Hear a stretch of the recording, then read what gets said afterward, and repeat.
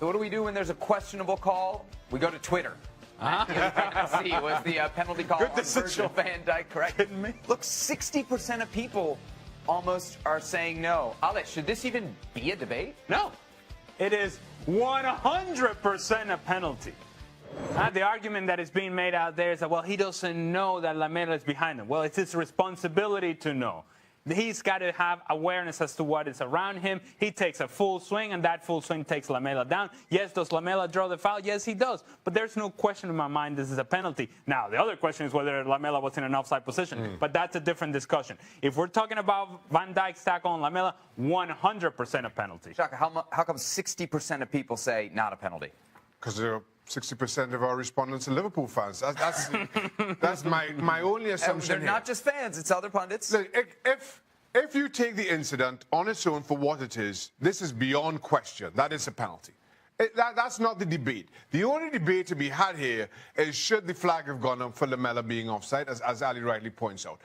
Once it doesn't, whatever the linesman is thinking, and I'm not in a position to judge that, there's no question that Van Dijk makes contact with Lamela. Whether he knows Lamela is coming round his blind side or not is totally irrelevant. It's all about the contact, and there is contact. John Moss, the center ref, seems to have a pretty good look at it, yet it's the assistant ref that makes the call. Do you have any problem with that? No, I just would like consistency across the board from assistant referees that are also there on the field to make calls and to make decisions. And if he saw the contact, then yes, raise your flag by all means. The argument, though, from Liverpool fans would be, well, raise your flag for the offside. And then we're not having this discussion at all. I find that the referees are there to do a job. And in this particular occasion, if we're evaluating just a contact on Virgil van Dijk on Lamela, they get it right. Like the discussion that some people are saying or suggesting is that the referee needs to go over to his linesman to ask for an explanation as to what it is. Which, on the one hand, I understand, but on the other, no, he doesn't. Referees and their assistants work in teams. So you work with the same linesman game in, game out for the most part. And you have a way of doing things. Referees have a way of doing things with their assistants. Now, if the understanding between this group is that if you see something and you're sure, put your flag up and I'll give it. I don't need to discuss it. So even that, for me, is a non-discussion. What about the first penalty decision? There's this gray area. Is it deliberate from Dejan Lovren? Why is there a gray area in the rule? Well, the gray area is because the law just states that there has to be a deliberate attempt to play the ball. And I don't think anybody can dispute that Lovren tried to play the ball. Now, for me, I feel that there needs to be intent to play the ball in that direction. Now, the counter-argument that I have heard and other referees have put towards me in those meetings is that, let's suppose lower down the leagues, because we're going to freely assume that this doesn't happen in the Premier League, a ball comes floating over the face of the goal and somebody at the far post tries to head it but makes an absolute mess of it and hits him in the back of the head and falls nicely for a striker. You can't be judged to be offside in that circumstance. Now, of course, again, you don't expect that to happen at this level of the game, but laws, when they're written, are meant to apply to every level of football that there is. And as a result, I'm kind of in the minority, certainly in those rule-making halls, shall we call it. If we want to find blind spots in the laws and gray areas in the laws, well, we can certainly go ahead and do so. What I would say is that you cannot convince me that it would have been a better play for Dejan Lovren to just fall on his backside, do absolutely nothing, and then if the ball goes through, then Harry Kane is offside and we have no issue. The fact of the matter that Dejan Lovren decides to play the ball is because he can see off his shoulder the movement of Harry Kane. So Harry Kane, from an offside position, is impacting the play. And at that point, he's benefiting from that very position, from the offside position. In my mind, there is no question this is offside, but I can see, as what Shaka is talking about, that, again, this seems to be some sort of gray area, some sort of blind spot in the law in which referees are covering themselves. Anybody who's ever played the game at any sort of level looks at this play and you evaluate it for what it is, it comes out as offside. All right, time to check out the Premier League Team of the Week here in the ESPN FC studios. It's good that the three of us are here because it's actually Gab, Stevie, and Paul that made the selections. They could make sense of this. I can't. So Harry Kane misses a penalty and still leads the line. Did they just cut and paste this or what? Yes! I have no idea what's happening here. Miss one penalty, score another, and for some reason you're in the team of the week? I don't understand this. Karius makes a save on the penalty, but gives up 2 goals. Alexander-Arnold is part of a back four that gave up 2 goals at home. Late, I don't see how... I thought Alexander-Arnold was good, though. Well, I'll include him. Okay. But not Karius. I'm having... Kane and Karius shouldn't be there. Is Danilo getting in because he scored a goal, right? It's very... Of course it is. Okay. Of course it is. No, the only problem is that Manchester City did tie against Burnley. I think Sean Dyche... Well, I don't think he gets manager of the day, but he gets honourable mention. I'm happy with the Pochettino selection. It's not Pochettino, it's Pellegrino, by the way. Had a way to keep up. Oh, Thanks for reading. I don't have my glasses on. That was a I have my glance. glasses on. I don't have my contacts on. Hey, they got Mo Salah right. I'll tell you that much. I'm hearing the logic on the Harry Kane decision was, quote, he had tremendous character after missing the first penalty. To take the second one? Yeah. Well, it does take some strength of character. Yeah. I'm showing tremendous character being here and talking about team of the week. Do I get in for that? Nope. Oh, cool. You get in my team of the week, Jack. Does that work for you? I'll settle for that. All right. Doesn't do much for you, let me just tell you. Shaka, where are your glasses? In my pocket. Well, they're very useful there. That's it. You're up the team of the I week. don't want people to see me with my glasses on. I want them to think I've got superpowers. Right. They're working very well, the superpowers. Let's go home. Who said that? Yeah. One superpower you don't have is Who speed. said that? There it is, your Premier League team of the week. That was more award-winning right there. More of Shaka's eyesight. Find us in your television guide. Send my Emmy Be to here all ESPN. week. Send my Emmy to ESPN, please.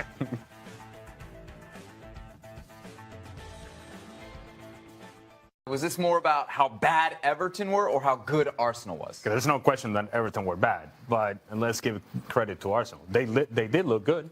And we sat here and said that they would look improved because these are good players that you have now in the attacking half. The issue is going to come when you play against a better competition. Everton was no competition, and Arsenal destroyed this team as they should have, the way that you expect Arsenal to do.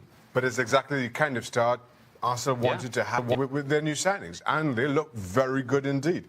5-1 against an Everton team that sitting top half of the table says a lot. You didn't want to have a flop first day at school. Saying that, Everton, goodness me. You just look at the highlights, and their players just running behind the ball. Sam is saying, well, our starting 11 didn't play as well as he expected or as they could. That was schoolboy stuff. I haven't seen defending that bad since my son was 6 years old. You know, like a month ago, people were starting to question whether Arsenal were relevant anymore. With all the stars, with all the new additions, are they now must-watch TV? They're must-watch TV in the sense that you want to see how these new players add themselves to the Premier League and add themselves to the Arsenal setup. It's also must-watch TV because Arsenal, they're going to tease you. They're going to look great. And then there are times in which they play against a very good team and they're going to get destroyed. And when that happens, it's also must-watch TV. One way or the other, Arsenal are entertaining. Let's see what the papers in Spain are saying about this one. And you can imagine it's not great. Here it is, cambiazo. Big change. Everybody reacting. Cristiano Ronaldo's reaction to being taken out of the match. Here's Zidane explaining the decision to take CR7 off. Quote, I wanted another player a bit more in the middle of the pitch to defend with Marco Asensio and Karim Benzema. Asensio coming on for Cristiano Ronaldo. Ale, does that make sense to you? See, at the time, what was interesting is that Real Madrid went up just before that substitution was about to happen. And I was curious to find out, I guess we would never find out, if whether Asensio was going to come on for Ronaldo the whole time, because that would have made the news as well. They go up, and Benzema was having a good game. He gives you a presence in the middle. You don't need to score another goal. It makes sense to bring Cristiano off.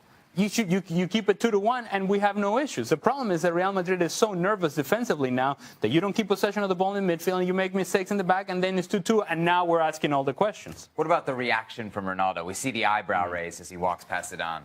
You understand that. Again, I don't think any player likes being substituted. Things are magnified when you're Cristiano Ronaldo, and as a result, I don't think his reaction helps Zinedine Zidane, given the pressure that he's under. But at the same time, you fully understand it. I certainly do. You, sir? When you see the performances and evaluate the performances of Cristiano Ronaldo, you should not be surprised that he's coming off the field. If you only evaluate what he's been doing this season, don't evaluate the number and the name behind that shirt. Don't evaluate the personality and what he has been over the course of his career. What he has done this year, if you just take that objectively, then there is no question that at times Zinedine Zidane has been in a position to take him off the field. He thought that this was what was best for the team. Let me tell you something. Zidane doesn't make decisions lightly. Taking Ronaldo off the field, he knows he's going to get a backlash, and certainly even more so when the team gives up the lead. So there must be something about the fact that Cristiano Ronaldo is not playing well, and I think nobody can make an argument against that. 4 goals, 2 points shared between Tottenham Hotspur and Liverpool, but that is barely the story at Anfield in an incredible finale. Paul, how do you explain what happened? We had the missed penalty from Harry Kane. Liverpool thought they should have won it in injury time with a worldie from Mo Salah, his second of the game, and then another penalty for Tottenham. Staggering goal from Mo Salah. The first half for me, Tottenham really didn't get out of first gear. They were a shadow of themselves that we saw that they played so well against United previously. Liverpool were excellent. They got on the front foot. They got the goal, and they looked as though they were in total control of this game. Then slowly but surely, we started to see Tottenham go a little bit higher up the field, put a little bit more pressure on that defence, the 2 lines of Liverpool. And we could just see that it was starting to waver and just crack a little bit. Klopp goes to his bench, brings on Oxlade-Chamberlain, 1 or 2 little tinkering with the situation. But an incredible equaliser from Wanyama. I mean, what a finish that was. His first kick. The problem I have with that goal is if you look at it, Oxlade-Chamberlain lets him just blow past him. Look, the finish was incredible. But now, with it 1-1, you could see this game was on a knife edge, and it turned out to be so. That was just the start of the drama. Yeah. The major incidents that followed, 3 of them. Yep. A penalty for Tottenham. Offside for you, for Harry Kane? Yes, 100% offside, yeah. But I do feel that it was a penalty. Fantastic save from Carrick. Not a great penalty. Maybe a little bit of pressure on Harry going up against the cop end. So, you think, what else does this game have in store? And a few moments later, when Mo Salah picks the ball up, there were people have been debating whether he was offside. He wasn't offside. When Yama slipped, the assistant referee was perfect. He was in a great spot. But the skill from Salah was just at that particular juncture of the game in the 90+ minutes was phenomenal. Klopp thought they'd won it. Liverpool fans thought he'd won it for them. But we had another twist. And Harry Kane trying to get his 100th goal by and by, really, as Mo Salah drew level temporarily with him at the top of the goal-scoring charts. Yeah. Harry Kane, the iron, the bottle to step up and take that. But all the controversy will be about the linesman's decision to award that penalty against Van Dijk. Well, to be honest, Eric Lamela, for me, he's not one of my favourite players, but that was a fantastic piece of thinking by him. He rescued Tottenham a point. Why? Because of his game intelligence. He got in between Van Dijk. Van Dijk, I don't think, was aware that he was around, and he kicked into the back of Lamela. It's a penalty.